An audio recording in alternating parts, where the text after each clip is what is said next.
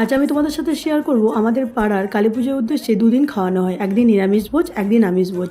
তো প্রথম দিন ছিল নিরামিষ ভোজ। নিরামিষ ভোজে ছিল দেখো বেগুনি, গরম গরম খিচুড়ি, তার সাথে লাবড়া আর বাঁধাকপির তরকারি, সঙ্গে ছিল চাটনি, পাঁপড়, পায়েস। তো আমি যেহেতু চাটনি খাই না, তাও দিয়ে চলে গিয়েছিলো ভাত, কী আর করবো বলো, কিছু করার নেই। আর তারপরের দিন ছিল আমিষ ভোজ। আমিষ ভোজে কী কী ছিল চলো তোমাদেরকে দেখিয়ে দিই। স্যালাড, ঝুড়ো আলু ভাজা, পোলাও, চানা মশলা, আর ছিল সাদা ভাত, তার সাথে ছিল গরম গরম পোস্ত আর ডাল। উফ, এই কম্বিনেশানটা যে কি অপূর্ব তোমাদেরকে আমি বলে বোঝাতে পারবো না, যেন একটা স্বর্গ। তো তার সাথে ছিল অবশ্যই শো স্টপার্স চিকেন কষা। হ্যাঁ, পাড়াতে নেক্সট দিন আমাদের চিকেন কষা করা হয়। চিকেন কষা, চাটনি, মিষ্টি, পাঁপড়, আইসক্রিম।